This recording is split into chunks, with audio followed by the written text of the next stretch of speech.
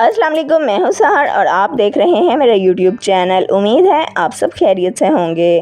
नाज़रीन, आज की वीडियो में हम आपके लिए लेके आए हैं बहुत ही शानदार टिप्स। तेल की झाग ख़त्म करने के लिए, तेल की कड़वाहट ख़त्म करने के लिए, समोसे कचौरियों का तेल जज्ब करने के लिए, सालन की चिकनाई कम करने, सूप की चिकनाई कम करने, मुर्गी रोस्ट करने के लिए बांधने और ऐसी मज़ीद कई टिप्स के लिए वीडियो को आखिर तक ज़रूर देखिएगा। लेकिन अगर अभी तक आपने चैनल को सब्सक्राइब नहीं किया तो चैनल को फ़ौरन सब्सक्राइब कर लें।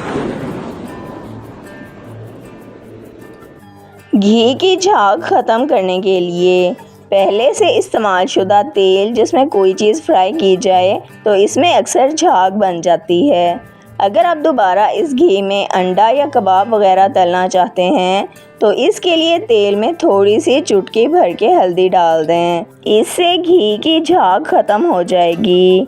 सरसों के तेल की कड़वाहट ख़त्म करने के लिए, खाना पकाने के लिए अगर आप सरसों का तेल इस्तेमाल करना चाहते हैं तो इसे इस्तेमाल से पहले एक देगची में डालकर एक रोटी का टुकड़ा या प्याज का टुकड़ा डालकर इसे अच्छी तरह पकाएं। इसके बाद चूल्हे को बंद कर दें और तेल को ठंडा होने दें और रोटी या प्याज का टुकड़ा निकाल लें।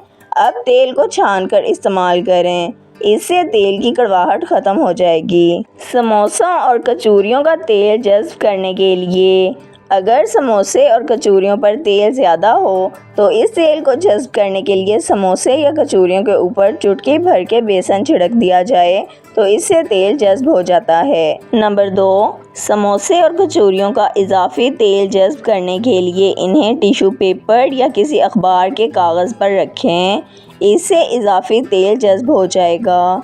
कबाब, पकोड़े और समोसे वगैरह तलने के बाद मोटे कागज़ या किचन पेपर पर रखें तो ये तमाम इजाफी तेल को जज्ब कर लेंगे।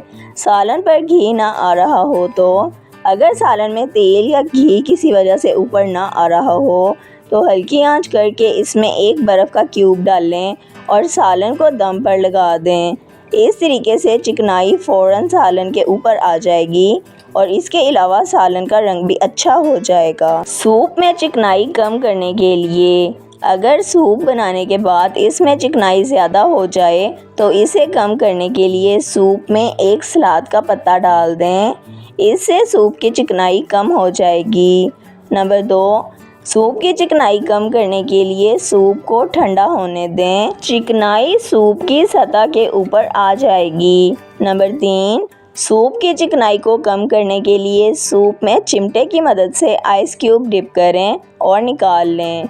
आइस क्यूब पर सूप की तमाम इजाफी चिकनाई चिपक जाएगी। अब इसे निकाल लें। नंबर 4, एक पेपर टॉवल को गोल मोड़ें, रोल का आखिरी हिस्सा सूप में डालकर इसमें चिकनाई को जज्ब करें। जब इसमें चिकनाई जज्ब हो जाए तो इसे निकालकर वो हिस्सा कैंची से काट कर फेंक दें। अगर चिकनाई इससे भी ज़्यादा हो तो यही अमल दोबारा दोहराएं। मुर्गी को रोस्ट करने के लिए बांधना, मुर्गी को रोस्ट करने से कुछ देर पहले ही मुर्गी को मिसाले से भर दें क्योंकि इससे ताजगी बरकरार रहती है और इसके अलावा जरासीम को पनपने का मौका भी नहीं मिलता। मुर्गी के सिर्फ 3/4 हिस्से को मिसाले से भरें क्योंकि इसके अंदर का मिसाला पकने से फूलता है। अगर इसे पूरा भर देंगे तो वो बाहर निकल आएगा। अब इसके सीने को लोहे की छोटी पिन नुमा सीखों से सी कर बंद कर दें। मुर्गी की टांगें भी मुर्गी के साथ कसकर बांध दें। इसके बाद परों को पीछे मोड़ते हुए बांध दें। मुर्गी रोस्ट करने के लिए तैयार है। वीडियो को लाइक, शेयर और सब्सक्राइब कर दें। बेल आइकन को दबा दें ताकि आपको हमारी आने वाली तमाम वीडियोस का नोटिफिकेशन सबसे पहले मिलता रहे। वीडियो को अपने फ्रेंड्स और फैमिली के साथ ज़रूर शेयर करें ताकि वो भी इन कीमती टोटकों से फ़ायदा उठा सकें। अगर आप भी किसी मसले का हल जानना या बताना चाहते हैं तो कमेंट सेक्शन में लिख दें। अपना ख्याल रखिएगा। हमें इजाज़त दीजिए। अल्लाह हाफिज़।